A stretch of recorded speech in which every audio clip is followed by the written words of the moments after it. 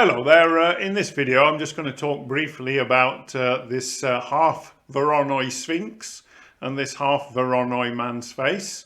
So I'm just going to discuss briefly how this was created and how this was created. And they're actually done in Blender.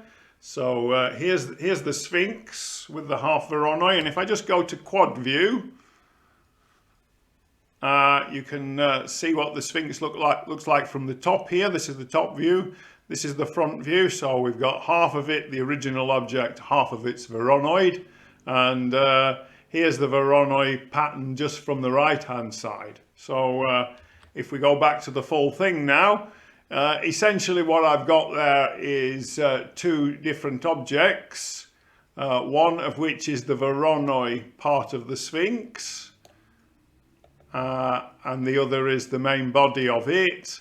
And you can see there's only half of it there at the moment.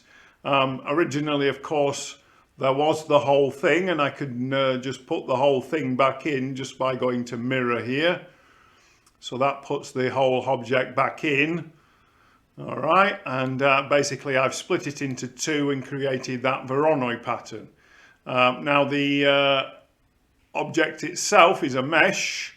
Made by Yahoo Japan, and I've Voronoid all of these, well, some of them, not all of them. This is the Sphinx here, and you just drag and drop this onto the workspace essentially. Now it is possible to go be a bit more sophisticated than just having the split Voronoi like it was originally. I could just put the Voronoi pattern, as you can see here, on top of the existing model and print that out as well. Okay, so that's the split Sphinx there. And if I just go to File and Open, if I go to the man one and just don't save that, the man version is exactly the sort of same thing. You just take a 3D mesh of a man's face and split it into two. And one half we Voronoi it and one half we leave the same. So there's the man's face originally. Here's what the Voronoi side looks like. But when we have the two of them together, we can download these to a 3D printer and come up with the finished product, which you can see here.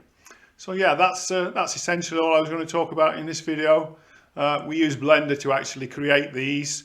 They can be made in a wide range of materials. If you send us your file, we can perform this on your file. It's down to you really. All right, so thank you for